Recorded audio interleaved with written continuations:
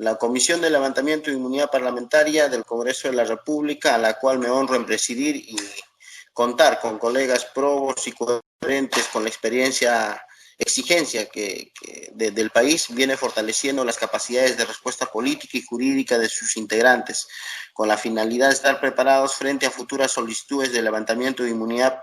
En ese marco es que se ha venido invitando a un conjunto de juristas para que contribuyan a nuestra comisión a partir de su experiencia y conocimientos. En ese sentido, en esta séptima sesión contamos con la presencia del magistrado del Tribunal Constitucional, doctor Eloy Espinosa Saldaña, que desarrollará el tema los alcances constitucionales de la eliminación de inmunidad parlamentaria en el debido proceso, sobre el posible traslado de la competencia a la Corte Suprema de la República. En ese sentido, agradecemos infinitamente al doctor Eloy Espinosa, quien nos va a seguro compartir todos sus conocimientos. Y bueno, vamos a ceder el uso de la palabra para que pueda hacer su presentación. Muchas gracias, doctor Eloy. Tiene usted el uso de la palabra. Muchas gracias por la invitación, congresista Iván Quispe. Muchas gracias a los congresistas presentes, a los funcionarios y servidores del Congreso y a quienes nos escuchan, porque tengo entendido esto va a ser grabado, proyectado por el canal del Congreso. Para mí, antes de comenzar a exponer, es un placer y un honor estar otra vez exponiendo ante el Congreso, pues durante muchos años, hasta antes de entrar al tribunal, que nos impide un poco este tipo de encargos, fui integrante tanto de varias comisiones, sobre todo del Consejo Consultivo de varias comisiones, sobre todo de Constitución y Justicia. Pero vamos entonces al tema, solidarizándome también con lo que ha planteado el congresista Benítez con respecto tanto a médicos y enfermeras que están cumpliendo un papel valiosísimo y de la primera línea en la lucha contra la pandemia que estamos padeciendo. Vamos al tema que se nos ha planteado. La idea de inmunidad, como todos ustedes saben mejor que yo, no hay que confundirla con otras ideas como la de la inviolabilidad o los supuestos que generan una acusación constitucional. La inviolabilidad es para opiniones, respetar las opiniones, las expresiones y los votos de los congresistas. Esta idea se parece un poco a la no persecución de votos que tenemos las instancias jurisdiccionales, porque como el Tribunal Constitucional o la Corte Suprema, porque si no, ustedes no podrían decir las cosas que necesariamente consideran decir, y si las dicen estarían sujetos a responsabilidad. Entonces, la idea tampoco es el escenario de la acusación constitucional, donde estamos hablando de delitos de función o estamos hablando de infracciones a la Constitución que nos llevan a esta mezcla de antejuicio, o sea, poner el Congreso a disposición al alto funcionario, porque ahí no solamente son congresistas, sino veamos lo que dice el artículo 99 en el artículo 100, a poner a disposición al alto funcionario o la alta funcionaria del fiscal de la Nación para determinación de delitos y en su caso dar al Pleno del Congreso la posibilidad de inhabilitar para la función pública a quien haya incurrido en infracción, y esta inhabilitación puede ser hasta por 10 años. Nuestro escenario se circunscribe al de la inmunidad. Probablemente una de los rasgos más antiguos y más característicos históricamente de la labor de los parlamentos o congresos. Esta inmunidad, como una rapidísima referencia histórica, aparece en Inglaterra, que tiene realmente el primer parlamento, como lo entendemos, en el mundo, porque antes eran asambleas estamentales, o sea, el rey se entendía con la asamblea de los nobles y al clero lo recibía a veces, y a los representantes supuestamente populares, que en realidad eran representantes del sector burgués con ciertas condiciones de riqueza, pero no nobles, no lo recibían nunca. Entonces, ¿pero qué pasa? el parlamentario comienza a correr riesgos por sus expresiones, por su actuación, por su ejercicio de capacidad de representación, ya lo han comentado algún congresista, entonces, como ustedes tienen su semana de representación y hacen acciones en esa semana de representación, frente a estas situaciones que a veces no gustaban al monarca de turno, y el monarca controlaba a la policía y controlaba a los jueces, entonces en ese contexto es que nace la inmunidad. Y por eso es muy claro sus parámetros. Inmunidad de arresto, inmunidad de procesamiento. Inmunidad de arresto frente no a delitos que puedan tener que ver con la función como parlamentario, sino a delitos comunes. Entonces, salvo que estemos pues ya en una situación de flagrancia. Entonces, delitos comunes, como el que, por ejemplo, pasa, pongamos un ejemplo, no es un dato de la realidad, si algún congresista en un acto de irritación saca una pistola y le dispara a su esposa o le dispara a una persona que lo está insultando. Ahí no tiene que ver esto con el ejercicio de la función, entonces, pero sí para evitar que pueda haber móviles políticos o políticos partidarios que quieran perjudicar al congresista y achacarle situaciones que éste no ha cometido, se dice un momentito, es el Congreso y en este caso peruano, en el caso peruano, en primer lugar, una comisión como la vuestra, la que determinará si se le levanta la protección al congresista por este delito común.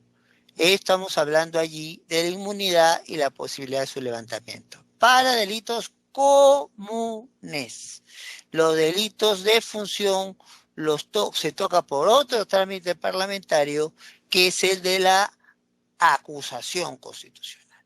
Entonces, esto ha sido, ya que se hablaba de jurisprudencia, seguido ya en el caso peruano por reiterada jurisprudencia del tribunal. El caso Errázuriz, que de un senador chileno, entonces la causa es la 1011-2000 habeas corpus, entonces desarrolla muy en detalle este contenido de inmunidad de arresto, pero también en fundamento 1, en el caso 013 de 2019, que es sobre una modificación que hace la resolución 8-2017 del Congreso al artículo 25 en su segundo párrafo del reglamento del Congreso, lo cual demuestra que no es la primera vez que en control de regularidad constitucional el tribunal tiene que pronunciarse sobre aspectos del reglamento del Congreso.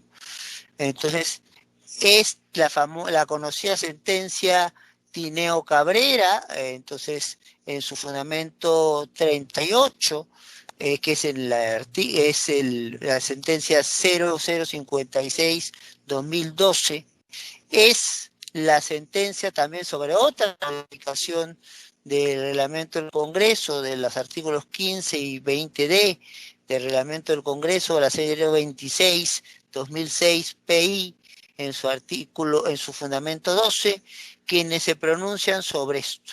¿El congresista puede ser arrestado? Sí, pero para evitar el manoseo político, el manipuleo político, la mala intención política, si ha cometido un delito común, tendrá la de pasar por la comisión que ustedes integran y después del pronunciamiento vuestro habrá un pronunciamiento del pleno o si el pleno no está en sesiones de la comisión permanente. Ahora, la inmunidad no solamente es de arresto, como saben ustedes, sino de procesamiento. Entonces, procesamiento obviamente de un delito común. Entonces, y la labor del Congreso en ambos casos, comenzando por vuestra comisión, de ver si la persona congresista que ha sido o la congresista que han sido objeto de alguna denuncia son inocentes o culpables.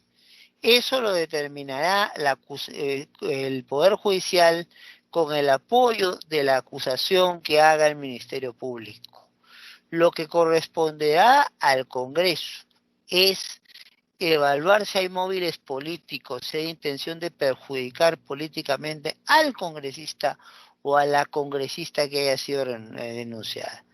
Porque, como lo vamos a explicar de inmediato, entonces la inmunidad, más que ser un mecanismo de protección del congresista, es un mecanismo de protección de la posibilidad del funcionamiento adecuado del Congreso.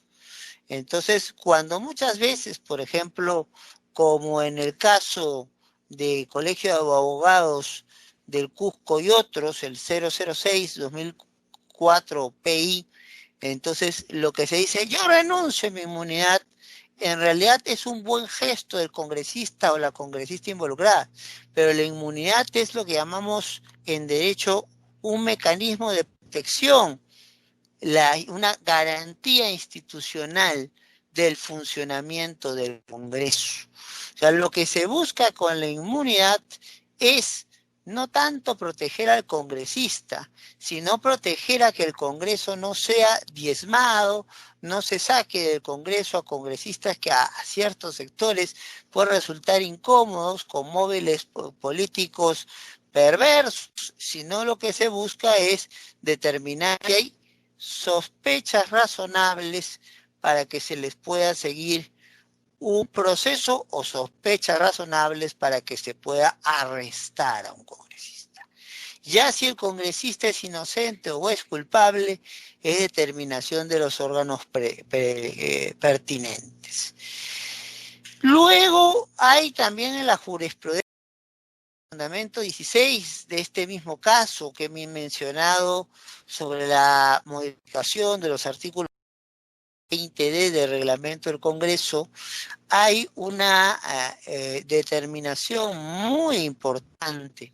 Se habla de que existe una garantía institucional del funcionamiento del Congreso. Cuando hablamos de garantías institucionales, hablamos no de derechos, sino de mecanismos de protección que existen para que una institución pueda ejercer sus derechos a cabalidad. Por ejemplo, una típica garantía institucional es la autonomía universitaria. Si no hay autonomía universitaria, el profesor no puede ejercer libertad de cátedra, el alumno no puede escoger qué cursos llevar y un largo etcétera. Entonces, la inmunidad juega ese mismo papel, porque si no hubiera una evaluación por el Congreso de quienes son congresistas denunciados para poder ser procesados o congresistas que quieren ser arrestados, podríamos correr el riesgo que alguien con mala intención pues evite el funcionamiento del Congreso o de comisiones claves del Congreso diciendo el congresista tal, el congresista cual, el congresista han hecho comportamientos que vale la pena que se les arreste, vale la pena que se les procese y vale la pena que se les levante su inmunidad. Entonces, esto es entonces lo que se va a repetir frente a varios pronunciamientos del Congreso. Menciono también el 013-09 PI. Vuelvo al caso Tineo Cabrera para entonces aclarar una cuestión que reiterar, mejor dicho, que el congresista no o sea, puede hacerlo como gesto dentro del inmunidad, pero la inmunidad es una atribución del Congreso, o sea, el Congreso para proteger al Congreso determina si un congresista puede ser sujeto de arresto o de procesamiento, sujeto a arresto por un delito común, procesamiento por un delito común. Entonces, y el papel del Congreso no es el de la determinación de lo que corresponde al Ministerio Público. Entonces, esto para tener una idea general de lo que nos toca, pues a veces podemos tener denuncias venidas desde el Ministerio Público o incluso de particulares que no entienden, por ejemplo, la diferencia entre el trabajo de vuestra comisión de levantamiento de inmunidad con el trabajo de otra comisión de acusaciones de la subcomisión de acusaciones constitucionales de la Comisión de Constitución del Congreso. Y es claro que estamos hablando de cuestiones diferentes. La subcomisión de acusaciones constitucionales inicia el trámite para congresistas y altos funcionarios mencionados en la Constitución que habrían cometido delito de función o que habrían cometido una infracción a la Constitución, cosa distinta a lo que se ve en esta comisión. Quiero dejar de mencionar, hacer unas referencias muy puntuales a lo dicho en el Congreso y en un documento ya entregado a en julio de este año por el actual presidente de la Comisión de Constitución del Congreso, donde se habla de una supresión de la inmunidad parlamentaria. Y ahí viene parte de la inquietud de ustedes. En primer lugar, la norma lo que dice, habla no de inmunidad. En primer lugar, la norma habla sobre inviolabilidad.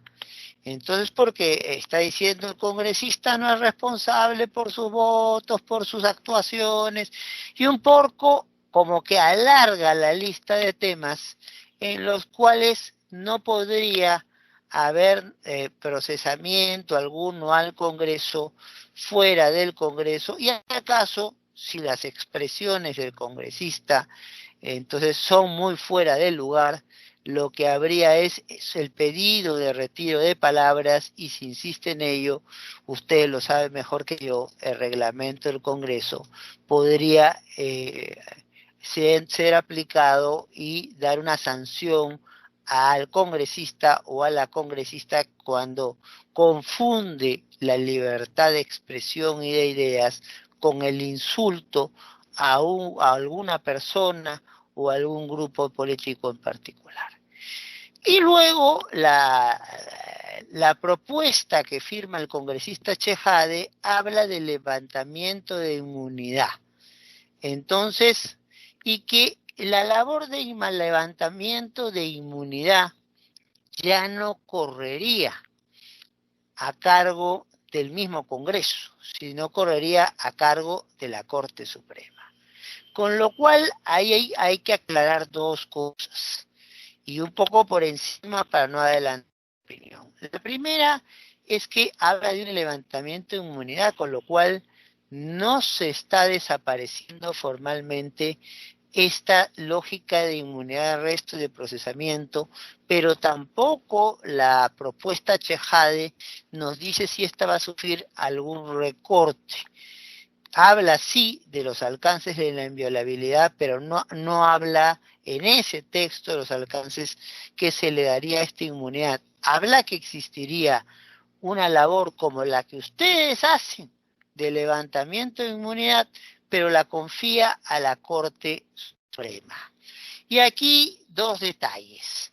En primer lugar, tener presente que la evaluación que hace la Comisión de Levantamiento de Inmunidad no es una evaluación jurídica para determinar si estamos ante un congresista o una congresista culpable y por eso merecedor del arresto o del procesamiento que se plantea contra ellos por delito común, sino si ante esa intención de arresto o ante esa intención de procesamiento se esconden móviles políticos para perjudicar no solo al congresista, al normal funcionamiento del Congreso, en tanto y en cuanto le quitaría la posibilidad de que un congresista ejerza sus funciones de calidad y que la imagen del Congreso pueda verse mediada por encontrar a alguien que ha cometido un comportamiento que lo pone en la puerta del Ministerio Público del Poder Judicial. Entonces, y un segundo elemento, o sea, que entonces es la naturaleza de la Corte Suprema. No sé si una instancia claramente de evaluación jurídica de los problemas pueda hacer lo que implicaba el levantamiento de la inmunidad siempre. una evaluación no jurídica en principio.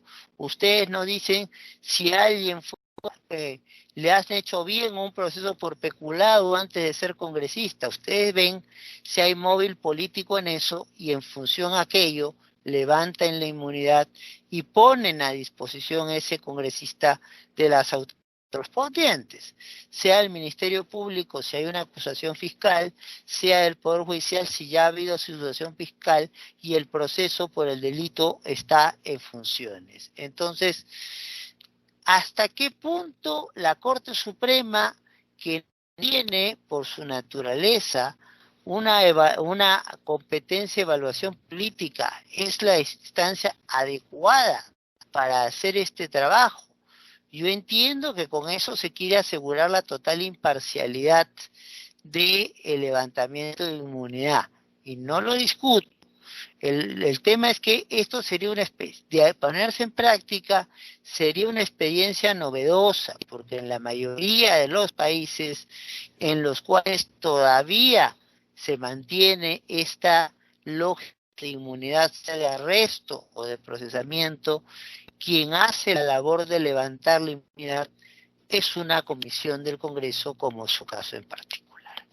Esto para plantear un poco de ideas generales. No sé si la dinámica de la comisión sigue siendo la misma de cuando he sido invitado a otras reuniones del Congreso, de abrir un espacio para un breve intercambio de ideas o no. Con todo, reitero para mí el honor que ha sido exponer aquí en esta comisión del Congreso, y ya sea aquí o en cualquier otra ocasión, quedo a disposición de ustedes para conversar estos temas o para aclarar alguna duda que pueda haber surgido de la exposición que acabo de realizar. Muchas gracias, señor presidente, congresista Quispe Apaz. Muchas gracias al doctor Eloy Espinosa, que nos ha, en esa primera parte, nos ha dado a conocer algunos alcances de su experiencia y sus conocimientos. Vamos ahora a ceder el uso de la palabra a los colegas congresistas que deseen formular alguna pregunta o deseen hacer algún comentario sobre la misma. Por favor, pueden solicitar el uso de la palabra, colegas congresistas.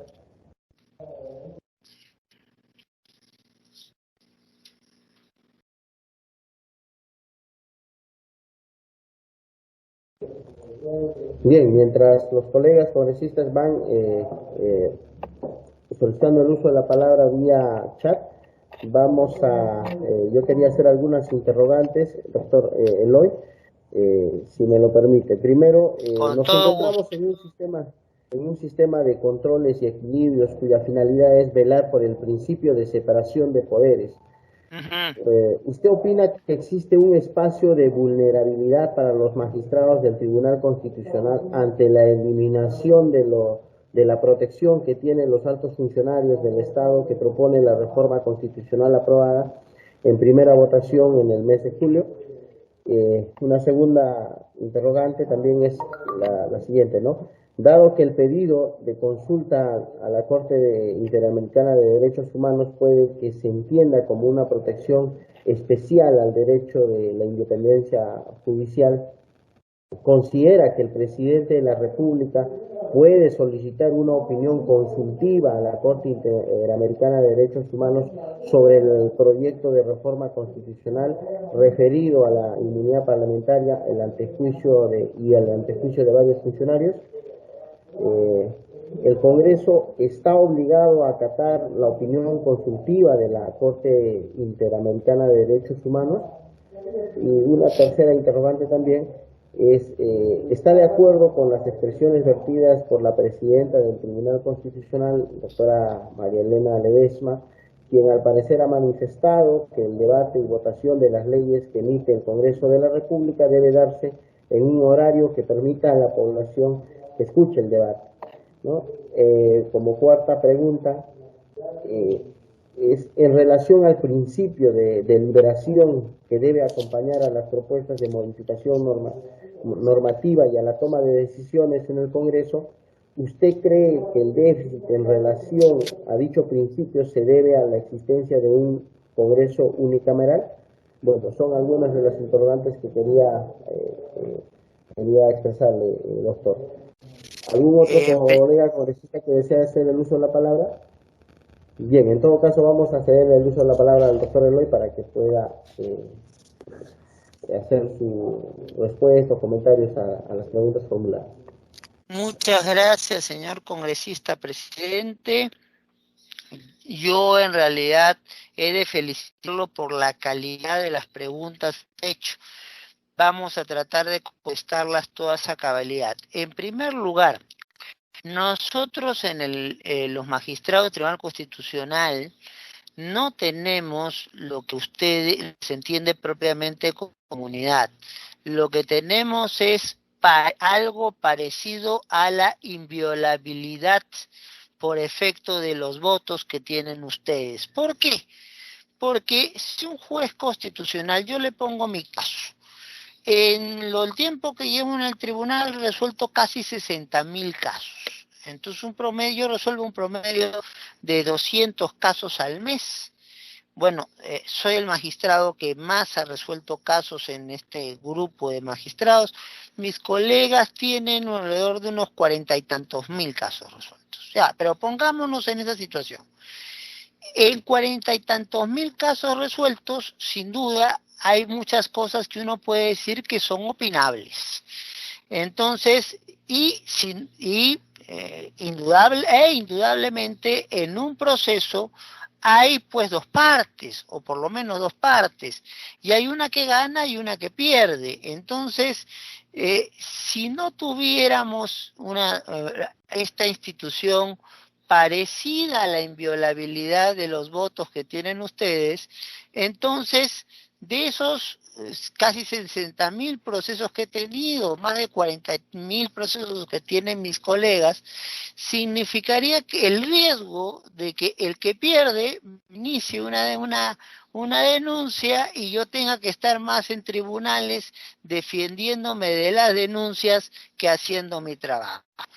Entonces, en esa línea se ha pronunciado no solo la Corte Interamericana, en el caso de Durán y Ugarte, donde ha dicho que la independencia de los jueces y la posibilidad de preservar sus votos es un elemento central para la resolución de los casos de un tribunal constitucional o de una alta corte que haga sus veces.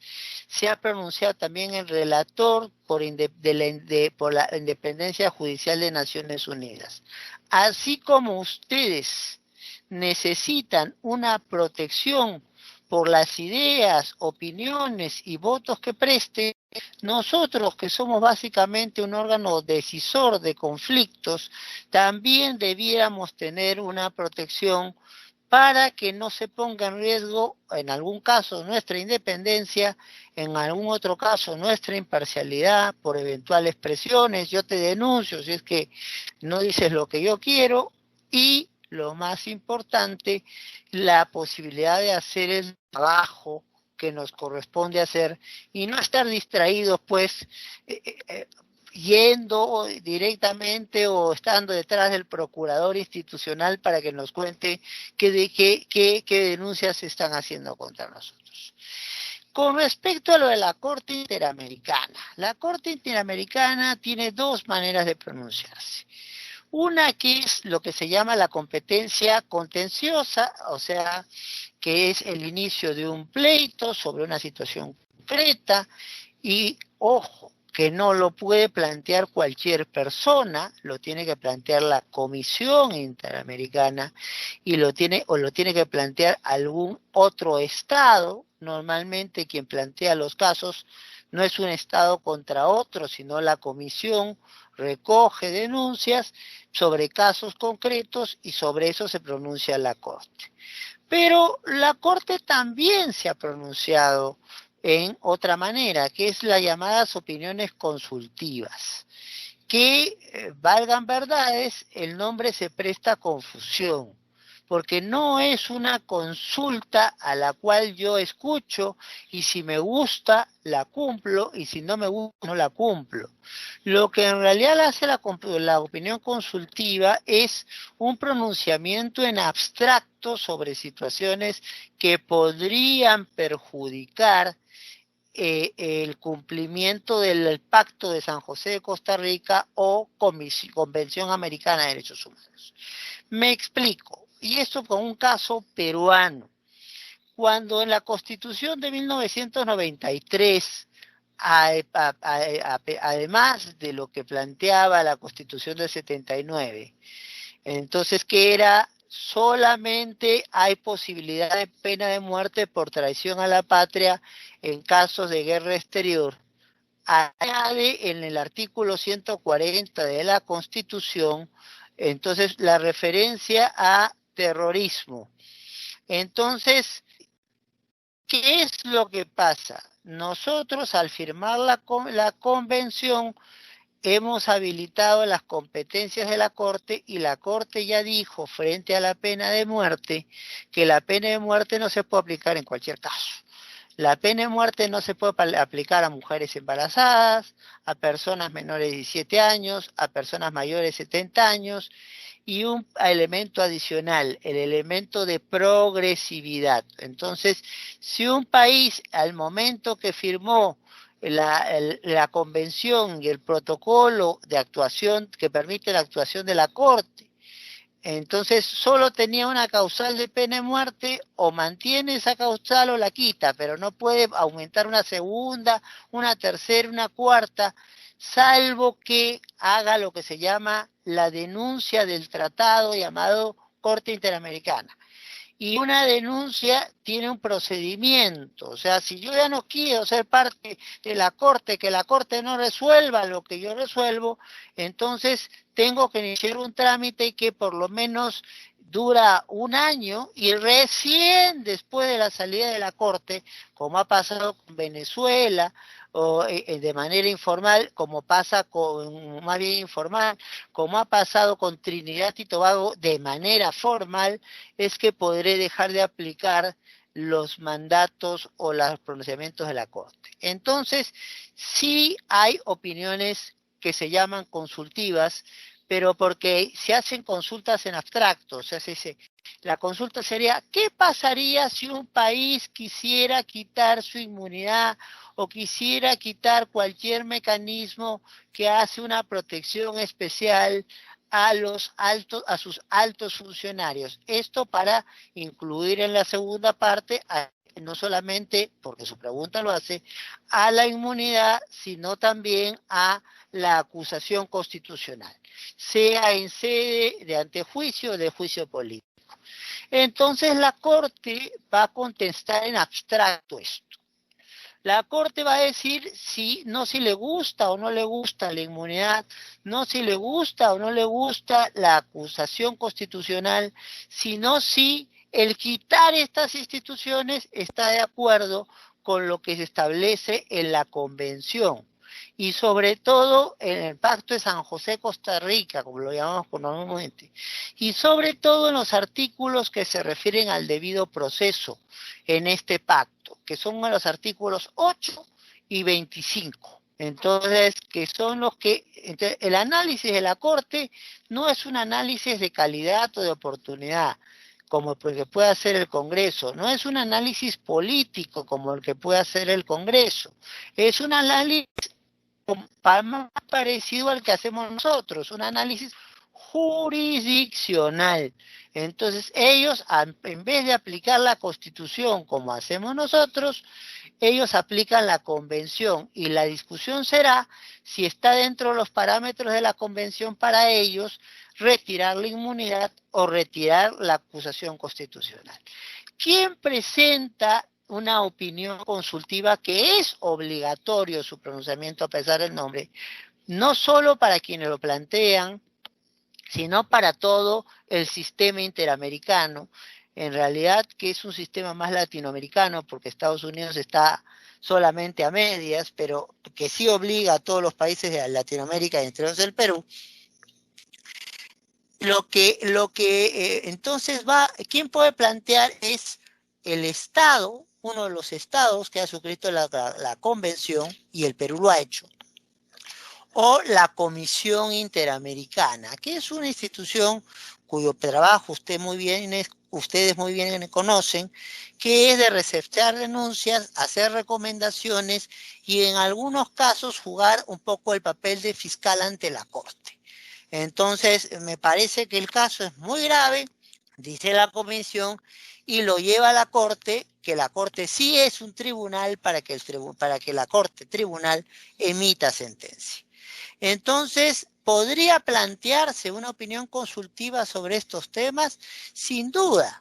Entonces, ahora, quienes deben plantearla es el Estado peruano. El Estado peruano para eso tiene un procurador supranacional que se encarga de ver los asuntos del Perú con la Corte Interamericana, y para eso también ayuda, porque la Corte depende más formal que realmente de la Organización de Estados Americanos, ayuda con quien esté en el cargo de la labor de embajador en ese organismo. Entonces, de ser posible, es posible. El asunto es si los órganos indicados, que básicamente tienen que ver con el Ejecutivo y tienen que ver con la voluntad de un presidente, el que sea, el que esté de turno, y la voluntad de su Ministerio de Relaciones, el que sea, el que esté de turno, de hacerlo. O sea, se puede, pero hay que convencer a quienes puedan. Vamos a la pregunta sobre la deliberación en un sistema unicameral para después contestar la otra pregunta sobre una colega del tribunal. Lo que pasa es que la esencia del Congreso es precisamente la deliberación. En los países de origen parlamentario, o sea, los que tuvieron rey y lo reemplazaron por un parlamento donde es el núcleo de las decisiones, su nombre se debe precisamente a eso. El rey, cuando necesitaba establecer tributos o tomar decisiones, acudía al parlamento a hablar, a conversar, a deliberar con los representantes. Cuando vienen los países de corte presidencial como los Estados Unidos, se habla de Congreso. ¿Por qué? Porque ahí no hay ningún rey. Entonces, pero si ahí se congregan, se reúnen representantes de todos los estados de los Estados Unidos para precisamente hacer lo mismo, deliberar, discutir y llegar a decisiones que puede ser la aprobación de la ley, el establecimiento de un procedimiento de levantamiento de inmunidad, el establecimiento de un procedimiento de acusación constitucional y un largo etcétera que usted, congresista Quispe, congresistas que me están escuchando, lo conocen mejor que yo. Entonces, esta posibilidad de deliberar se hace más notoria en un Congreso bicameral, porque hay dos cámaras que discuten. Entonces, ¿cómo salvamos entonces la deliberación en un Congreso unicameral? Cuidando ciertas pautas, y eso no es jurisprudencia nueva del tribunal, no se refiere a un caso reciente que hemos tenido, si no ha sido dicho de forma reiterada por el tribunal de hace mucho tiempo, y también es la misma línea de tribunales con congresos unicamerales en diferentes partes del mundo, o por cortes supremas donde no hay tribunal constitucional que hacen las veces de ese tribunal constitucional. La función por naturaleza vuestra que justifica que legislen, que justifica que puedan aprobar el presupuesto, que lo van a hacer muy pronto, que pueda justificar, puedan establecer acusaciones constitucionales, levantar la inmunidad de los correos, es su carácter representativo. Es que usted ha sido elegido por una zona del país, hay personas que independientemente de la bancada a la cual usted pertenezca, entonces han confiado su voluntad en usted y, como bien dice la Constitución, sin mandato imperativo. O sea, los antiguos parlamentarios tenían iban a sus comunidades en una suerte de adelanto, lo que ahora son las semanas de representación, y le daban una lista de cosas a su gente y ellos iban al Congreso a plantear la lista de cosas. Y entonces, ¿qué pasaba? Era imposible poder atender todas las cosas que querían los diferentes espacios y por eso se estableció que el Congreso, y además muchas de las cosas que se pedían eran cosas que no se podían hacer o que reñían con la moral o con las convicciones del congresista y el congresista no quería sustentarlas. Entonces, de ahí se ha pasado y es pacífico a la mención en nuestra Constitución que no tenemos mandato imperativo. Por eso hay posibilidades, y ustedes lo han visto en estas últimas veces, de que dentro de las mismas bancadas haya posibilidad de discrepancias, siempre hay que tratar de procesarlas de la mejor manera posible y eso no significa que el congresista necesariamente que discrepe en un tema tenga que irse de la bancada. Porque eso, salvo pues que se haya pues un enfrentamiento directo, haya una descalificación a sus colegas, hay una descalificación a la propuesta que los hizo unirse como bancada. Entonces ya será una decisión de la bancada si mantiene o no al congresista. Entonces allí es importante por eso deliberar, discutir y dejar como excepción algunos mecanismos que creo que se usan en los congresos a veces con la mejor intención, pero que no es bueno utilizarlos como regla en un congreso unicameral. Uno de ellos es la dispensa de trámite de comisiones. ¿Por qué? Porque supuestamente en una comisión están los expertos en materia. En esta comisión sobre el levantamiento de la inmunidad parlamentaria están sin duda alguna los congresistas que más conocen sobre el tema o que más han estudiado sobre el tema o aquellos a los cuales su bancada ha confiado que pueden manejar el tema porque tienen el mayor criterio para determinar cuándo hay una acusación de un delito común contra un colega o cuándo hay la intención bajo una máscara de acusación de hacer daño político a un colega. Entonces, en todo congreso unicameral, el trabajo de comisiones es regla, porque es lo que va a permitir el debate de los expertos frente a la materia que después se lleva al pleno. Solamente debe utilizarse la excepción del trámite de comisiones para aquellos temas que requieran una respuesta urgente, una respuesta ya, una respuesta, por ejemplo, nos invade un vecino y nosotros no vamos a estar convocando a la comisión para que haga dictamen de mayoría y minoría para ver si reaccionamos. No, ahí tenemos que dar una respuesta rápida. Otra cosa que también no es bueno dejar de lado en un congreso unicameral son la lectura del acta en la sesión siguiente.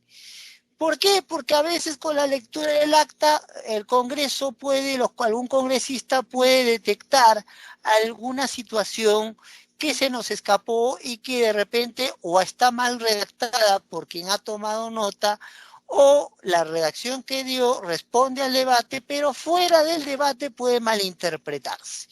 Entonces, por eso la regla en un congreso unicameral es que lo que se dé es una deliberación y que esta deliberación después sea sometida a una lectura de acta en una sesión después para que refleje exactamente lo que se discutió y para que, si me permiten el término coloquial, se pula la redacción de lo que se quiso decir o lo que se dijo efectivamente. Otros aspectos que están cada vez más presentes en los congresos es facilitar el conocimiento de la deliberación. ¿Por qué? Porque la lógica de un congreso, como la lógica de un tribunal constitucional, en eso coincidimos, debe ser de una dinámica dialógica.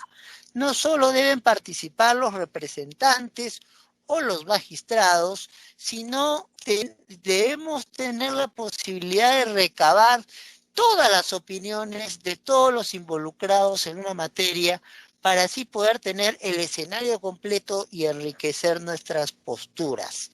Y por eso qué bueno que tengamos reuniones de esta de conversación, porque aunque ustedes no tengan ningún tema que discutir, da la posibilidad que un magistrado del Tribunal Constitucional que se ve con casos que ustedes resuelven y ustedes que se ven con casos que nosotros resolvemos, podamos intercambiar ideas. Entonces, por eso a nivel mundial se está implantando, ustedes tienen un muy buen canal del Congreso que en este momento mismo está transmitiendo este trabajo a comisiones y que debería procurar transmitir no solamente el trabajo de esta comisión, sino de todas las comisiones del Congreso, salvo que las sesiones sean reservadas. Esto es más agudo en un Congreso unicameral, porque en un Congreso unicameral, entonces, el único espacio de discusión por expertos en una materia no es el Pleno, porque nadie lo conoce todo. Entonces, yo soy abogado, no soy médico, no soy ingeniero, y en el Pleno se puede plantear cosas que son de conocimiento de médicos e ingenieros. Si no hay un dictamen o dictámenes de comisión que me lo explique, o soy rehén de mis asesores, o estoy votando sin saber muy claramente de qué estoy votando y puedo confundirme con la mejor buena fe. Entonces, muy bien, porque las deliberaciones se proyecten, es la práctica que hacen los congresos hoy más o parlamentos más importantes del mundo, pasa con el Parlamento británico, pasa en América Latina con Brasil, con México, que tienen como ustedes canales del Congreso, y esa práctica hay que felicitarla. Ahora, si estamos hablando de una deliberación abierta, conocimiento de todos, no estamos cuestionando con ello la transparencia del Congreso, estamos ayudando en un control de regularidad de la Constitución, que es lo único que nos corresponde. Nosotros no nos metemos en el trabajo del Congreso, pero nos corresponde indicar cuando el gobierno, el Congreso, cualquier institución no sigue el parámetro constitucional. Entonces, si vamos a deliberar, tenemos que deliberar en un momento y con condiciones que todo el mundo conozca. Y de ahí no es el comentario solamente de la magistrada mencionada, sino es lo que hay en algún voto de nuestra sentencia última sobre el caso de peajes, la recomendación que las sesiones del Congreso puedan hacerse en un horario que los ciudadanos, todos los ciudadanos, puedan colgarse al canal del Congreso y ver qué dice cada quien, conocer cuál es la opinión del congresista Quispe Aspasa, comprender la comprensión de los miembros de esta comisión y de todos los miembros del Congreso. Entonces, el que sesiones terminen de madrugada a veces parece ser algo inevitable. El problema es que eso nos quita la posibilidad de conocer cuál ha sido la deliberación, conocer por qué mi congresista, al cual confié mis votos, ha dado la opinión que ha dado. Y por eso el planteamiento, que por cierto, están siguiendo todos los congresos en el mundo, incluso con esta pandemia, ya puede usted verlo, señores congresistas, en Brasil, en el mismo México, que todas las sesiones son televisadas, entonces participan por sistema de conexión de cable, este Teams que ustedes tienen puede usarse al mismo tiempo por 130 personas. El Congreso brasileño, el Congreso mexicano es muchísimo más numeroso que el peruano y usa sistemas informáticos que permiten a todos los congresistas participar en pleno. Y que la duración de los plenos puede suspenderse a una sesión posterior al día siguiente. ¿Para qué? Para permitir que el ciudadano pueda armarse su propia opinión sobre el trabajo de ustedes y para que así el trabajo de ustedes se legitime y que no corran el riesgo de que el trabajo de ustedes llegue a la ciudadanía por opinión de terceros que pueden ser terceros interesados, que pueden salir a decir los congresistas no dijeron nada o no dijeron nada importante o se contradijeron con lo que decían antes y ustedes prácticamente no tengan cómo defenderse. Entonces, en ese tenor, la tendencia mundial es a evitar las sesiones de madrugada. Es terminar las sesiones en una hora que el ciudadano las pueda ver, suspenderlas y reanudarlas al día siguiente o la fecha que la mesa directiva proponga más próxima posible para que se pueda discutir, para que todos podamos conocer del rico debate que ustedes plantean en temas centrales para la vida de todos los ciudadanos y ciudadanas del país. Creo con eso haber contestado sus preguntas, pero si con usted, señor congresista, considera que hay algún aspecto más, con todo gusto estoy dispuesto, tanto en su caso como el de sus colegas, a seguir conversando. Muchas gracias, doctor Eloy. Sí, efectivamente, tenemos solicitudes de uso de la palabra. Vamos a cederle el uso de la palabra al colega congresista Benítez Aburto. Sí, muchas gracias, señor presidente. Permítame, señor presidente, hacer unas preguntas a nuestro invitado, el doctor Eloy Espinosa, sobre la propuesta de que la decisión de que la Corte Suprema sea la entidad encargada de decidir el levantamiento de la inmunidad. Concuerdo con lo que dice el doctor Eloy Espinosa, que la Corte Suprema tiene limitaciones para decidir los móviles políticos que se pueden presentar en el Congreso.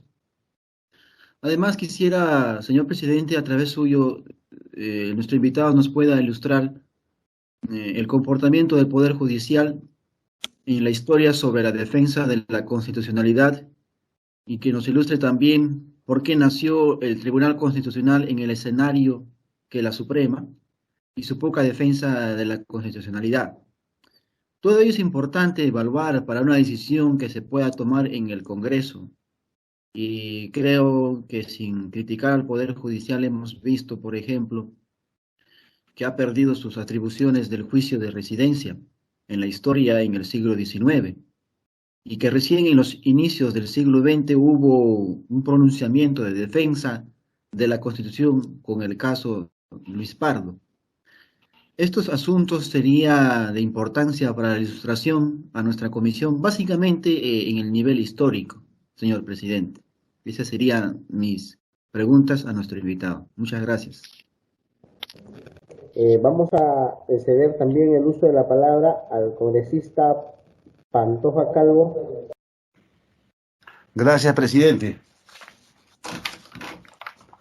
Presidente, buenos días.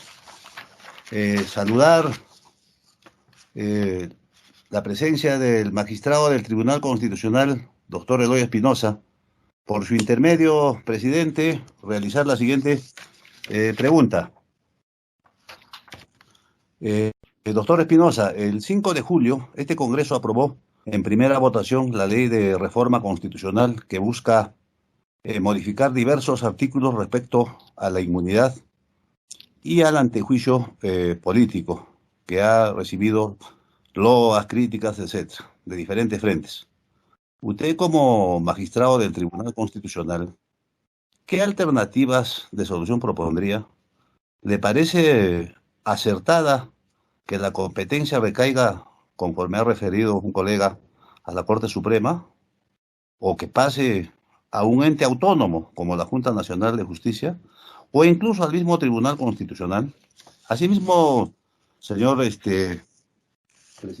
magistrado, también, ¿qué opinión le merece respecto a lo manifestado por la señora presidenta del Tribunal Constitucional, donde refiere que los congresistas deberían ejercer su voto en el Pleno en forma personal y no por intermedio de los señores portavoces, teniendo en cuenta que la participación de cada congresista, conforme nosotros lo realizamos, lo hacemos así como lo realiza el Partido Unión por el Perú y los demás, las diferentes bancadas, se ha cumplido siempre con la deliberación libre, democrática de cada congresista.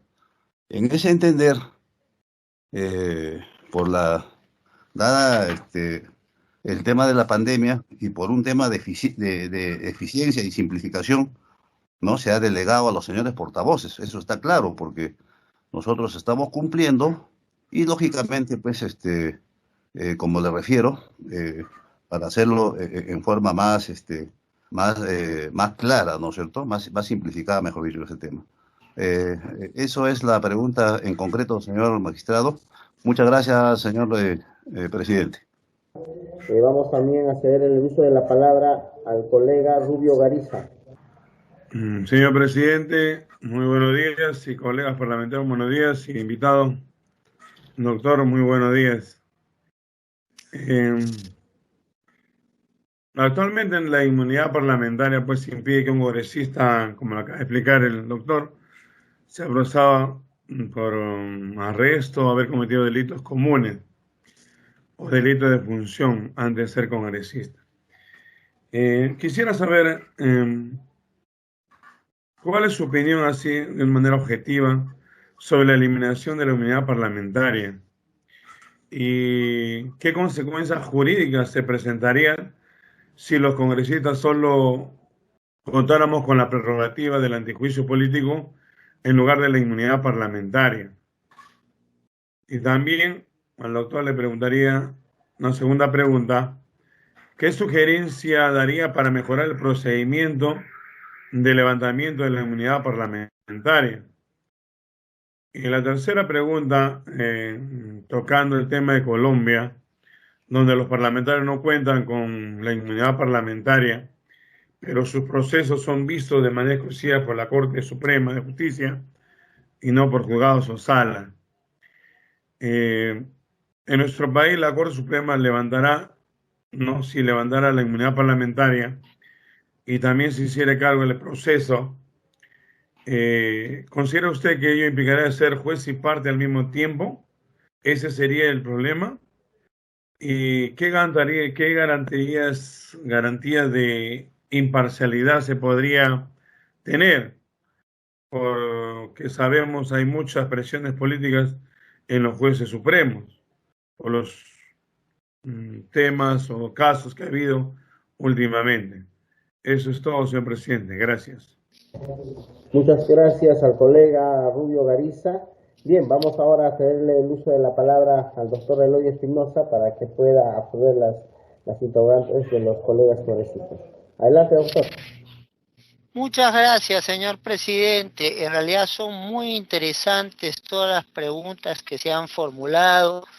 Yo, como creo que olvidé decirlo al inicio, me solidarizo con el pedido, el comentario hecho por el congresista Benítez Augusto, que es el comentario de todos.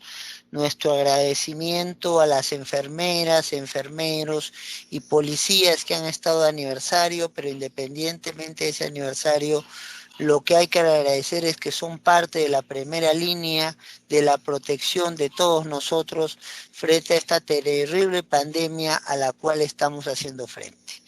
Y bueno, yendo ya a materia, yo no puedo decir, acá hay una diferencia entre mi participación y la de probablemente algunos colegas abogados que vengan. Estos colegas abogados que vienen son profesores universitarios o son abogados litigantes. Yo soy juez, entonces yo tengo que ir con el cuidado que se manejan ustedes cuando antes de tener que decidir si le levantan la inmunidad o no a alguien. No puedo adelantar opinión. Entonces, no es que yo haya dicho que la Corte Suprema no puede hacer esto. Lo que yo he dicho que la lógica de la Corte Suprema es la de un órgano de lo que llamamos la jurisdicción ordinaria, que se maneja con aplicación de normas bajo criterio jurídico, y lo que ustedes hacen normalmente es una evaluación sobre si hay riesgos políticos o no, y ahí me quedo, porque si voy más allá van a decir, el magistrado Espinosa Saldaña adelantó opinión, y van a plantear, si es que hubiese una demanda al Tribunal Constitucional, mi inhibición que no pueda conocer el caso, y por eso tengo que tener cuidado con los alcances de lo que yo diga. Cierto es que hay estupendos jueces, pero que también hay jueces que no lo son tanto, por decirlo de alguna manera. Cierto, ha habido jueces que se han, no solamente en el caso mencionado por el congresista Benítez Aburto, sino son conocidos, por ejemplo, casos como el pronunciamiento del juez García Rada frente al caso Bustamante y Rivero, cuando al expresidente se le quería justificar una deportación después de un golpe de Estado, y ahí podría mencionar a jueces valientes que en épocas difíciles han buscado defender la Constitución y la constitucionalidad.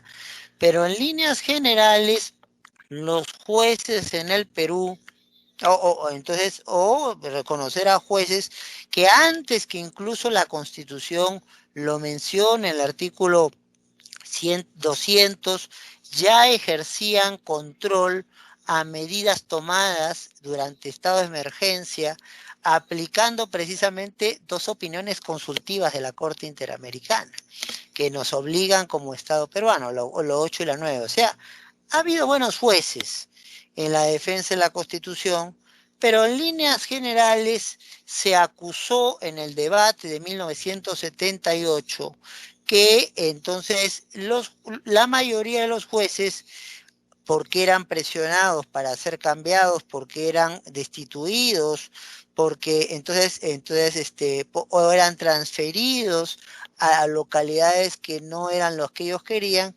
tenían mucho cuidado, por no decir no se atrevían en muchos casos a defender la Constitución. Y es cierto también que así como hay jueces que honran al Poder Judicial, hubo algunos que dijeron: entre la Constitución del 33 y el estatuto de un gobierno de facto, yo prefiero el estatuto de un gobierno de facto. Esa es nuestra historia, con jueces que han cumplido su función y que ahora mismo, porque son parte en los habeas corpus, los amparos, los habeas data, los procesos de cumplimiento y las acciones populares, son parte todavía del sistema de protección de la Constitución, hacen un buen trabajo, pero en el 78 se consideró que no era lo suficiente lo que se había hecho allí, sobre todo tomando en cuenta dos importantes modificaciones que hizo la Constitución del 79. La primera de ellas es la inclusión de una larga lista de derechos como no lo ha tenido ninguna otra constitución en el Perú. Y la segunda era la aparición del sistema de descentralización regional que quiso ponerse en práctica con esa constitución. Entonces, normalmente cuando hay regiones o hay municipios elegidos por la gente y gobierno central, pueden haber disputas. Y una de las competencias centrales de todo tribunal constitucional es precisamente resolver esas disputas entre gobierno central y gobierno municipal, entre gobierno regional y gobierno municipal, entre gobierno regional y gobierno central, etcétera, etcétera. Entonces, esto llamó a que los constituyentes del 78, con una constitución que ya se consagra en el 79, introdujeran el Tribunal de Garantías Constitucionales, el antecedente mayor de lo que es nuestro Tribunal Constitucional.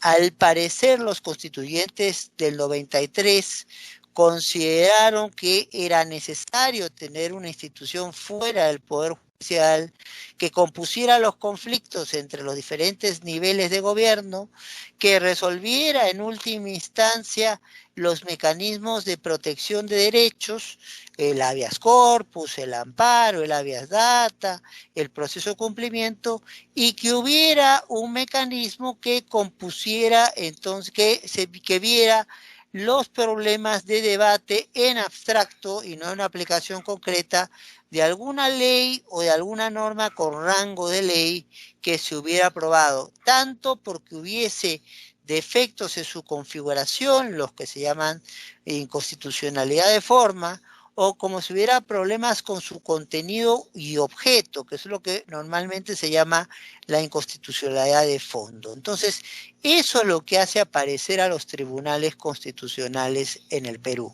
Primero con el nombre Tribunal de Garantías Constitucionales, en la experiencia de la Constitución del 79, con el autogolpe del 92 se cierra el Tribunal de Garantías y se incluye luego en la Constitución del 93 mención al Tribunal Constitucional, y alrededor del año 96 vuelve a instalarse el Tribunal Constitucional con una historia que muchos de ustedes conocen bastante bien. Con eso creo contestar las preguntas del congresista Benítez Agurto. Ahora vamos a las preguntas del congresista Pantoja Calvo. Entonces, él me pide opinión sobre la reforma constitucional que están planteando, y en tanto y en cuanto es un tema pasible de una demanda de inconstitucionalidad y yo soy juez constitucional, no puedo darle una respuesta directa. Lo que yo sí tengo que decir es qué es lo que pierde en un congresista si no tiene inmunidad. Lo que pierde el congresista es la evaluación que ahora hacen sus colegas para ver si hay acción política de acusarlo o no, y entonces por un delito común, entonces, y lo que pasa es que si alguno de ustedes es demandado por peculado, por cosa que hizo antes de ser congresista, o es demandado por homicidio, o es demandado por alimentos, por poner 3 temas, no va a haber una evaluación del Congreso, sino que estos casos directamente, según vuestra propuesta, entrarían a ser conocidos por el Poder Judicial. Y según vuestra propuesta, en el caso del levantamiento de la inmunidad, quien haría la evaluación que ustedes hacen es la Corte Suprema. Entonces, escaparía del margen del Congreso esta evaluación, si no pasaría a un órgano con la Corte Suprema con las virtudes o los defectos que esta institución puede tener. Podría ser cualquier otro órgano. El congresista Pantoja Calvo hablaba del jurado de la Junta Nacional de Justicia o del mismo Tribunal Constitucional. Yo lo que puedo contestarle a ustedes, y en especial al congresista Pantoja Calvo, es que normalmente el tema de la inmunidad, no conozco experiencias de traslado de esa evaluación de inmunidad a otros órganos. Lo que yo conozco son experiencias de eliminación de la inmunidad para que, por ejemplo, como se ha mencionado, lo mencionó el congresista Rubio Gariza, entonces haya el caso directamente va a la Suprema y comienza el proceso en la Suprema. De eso sí hay. Pero de que haya una experiencia frecuente que la evaluación de inmunidad se permanezca, pero la evaluación del levantamiento pase un año distinto al Congreso, no es una experiencia frecuente. Por decir, no encuentro o no recuerdo casos donde ello se haya hecho, por lo menos masivamente en el escenario del derecho comparado, no los conozco. Si existen, no han sido suficientemente difundidos y la comunidad académica a la cual pertenezco no puede dar fe de lo que no se conoce. En realidad, lo del voto personal y no por portavoces, quiero que se entienda, porque es una cuestión que firmamos los 7 magistrados, no es una duda sobre la labor dedicada que hacen los portavoces en el Congreso, sino es es el recoger el reclamo de la ciudadanía que en un debate en el Pleno quiere escuchar a su congresista, que quiere saber qué opinión tiene, si habla, si calla, y si habla, qué posición sostiene.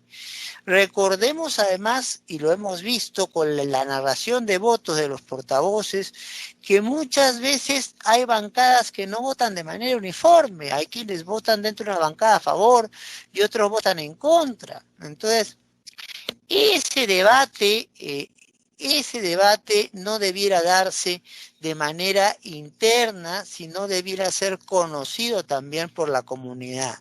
¿Por qué? Porque eso enriquece y legitima la labor del Parlamento, que es básicamente deliberar y representar para dar buenas decisiones, como son las de una ley, como son las de plantear una acusación constitucional contra alguien, como son las de levantarle la inmunidad a alguien, como son las de aprobar el presupuesto de la República y un largo etcétera. Entonces, aquí este problema a nivel técnico no es problema. Congresos más numerosos como el nuestro ya vienen haciendo sesiones de pleno donde votan todos los congresistas y donde obviamente el portavoz sigue teniendo un rol importante porque en algún momento se puede poner un cuarto intermedio para poder hacer coordinaciones internas, porque además la Junta de Portavoces tiene funciones de carácter de política institucional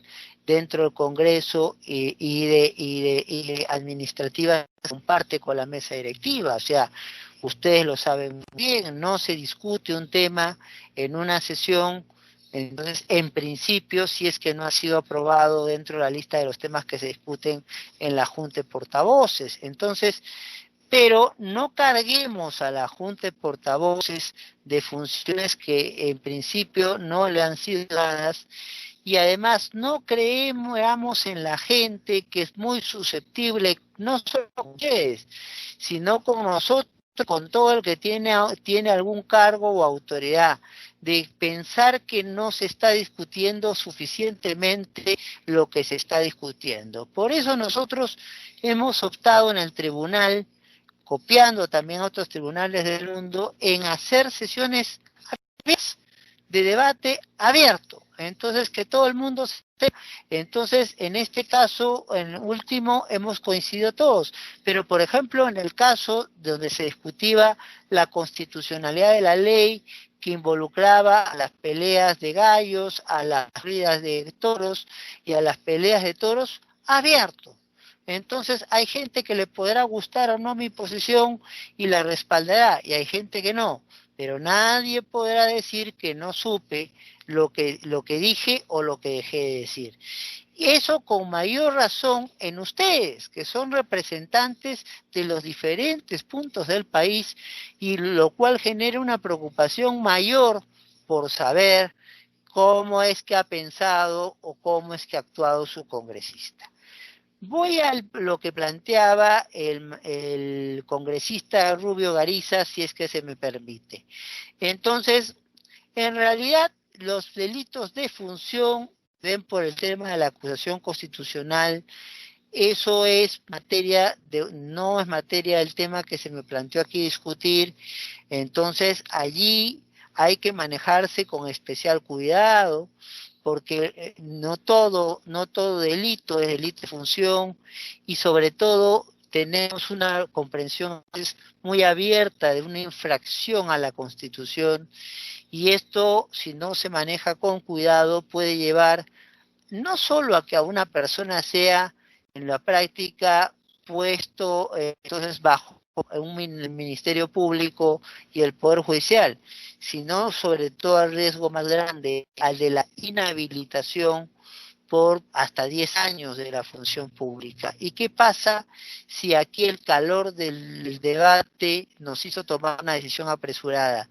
De repente estamos causando perjuicio a personas que no corresponde. Ya tenemos la experiencia de un Congreso que bajo ese calor sacó a 3 magistrados del Tribunal Constitucional en su momento, y después el país se vio obligado a reponerlos, y no solo a reponerlos, sino a pagar la indemnización por los sueldos no percibidos mientras se les apartó del cargo. Las consecuencias de la eliminación de la inmunidad ya las comenté, o creo haberlas comentado a propósito de la pregunta del congresista Pantoja Calvo. Pero es muy interesante el análisis que nos sugiere el congresista Rubio Gariza sobre el tema colombiano. En Colombia quienes procesan a los congresistas es la Corte Suprema, pero en Colombia no existe un levantamiento de inmunidad porque ya no existe la inmunidad. Entonces, si alguno de ustedes, no voy a poner ningún ejemplo para que nadie se resienta conmigo, pero digamos el congresista X es denunciado por un delito común, lo que va es armarse un caso ante la Corte Suprema por él. No hay inmunidad, ni hay, por eso, una comisión de levantamiento de inmunidad. Entonces, ahí es el juzgamiento directo por la Suprema. Entonces, el riesgo que avisora muy inteligentemente el congresista Rubio Gariza no se da en Colombia. Podría sí darse en algún país donde, por ejemplo, se otorgue el levantamiento de inmunidad a la Corte Suprema y después se diga, solo la Corte Suprema nos va a procesar. Entonces, la única manera, si eso ocurriera, y estoy hablando en términos hipotéticos, porque no es una situación real, sería que hubiera una sala de la Corte Suprema que jugara a ser un poco la instructora, la de acumulación de los elementos de la denuncia, y otra sala la resolutora de lo que se plantea ya como acusación concreta al congresista. Solamente eso podría salvar un riesgo que Colombia no tiene porque ya no hay inmunidad. Entonces, y un riesgo que podría tener algún país hipotético, digo, si es que le encarga levantar la inmunidad a la Corte Suprema y después quiere que esa misma Corte Suprema juzgue. Entonces, lo que tendría que hacer es determinarse claramente que son dos salas distintas las que hacen, una el acopio y la otra la resolución, para poder evitar cualquier tipo de susceptibilidades, como bien planteaba el congresista Rubio Gariza. Con eso, con la venia de la presidencia, creo haber contestado las preguntas que se me han planteado. No sé, con todo gusto, si hay más preguntas que se me quiera formular. Muchas gracias, doctor Eloy. Bueno, de verdad agradecemos los aportes del doctor Eloy Espinosa Saldaña, que de seguro contribuirán al debate y al desarrollo conceptual y también al análisis de parte de los congresistas, ¿no?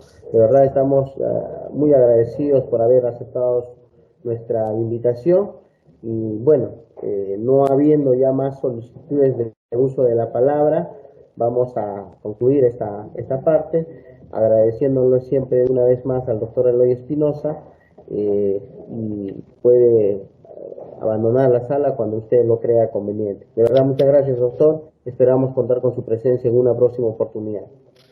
Muchas gracias, señor congresista, señores congresistas. Quedo a su disposición siempre para los temas que ustedes juzguen convenientes.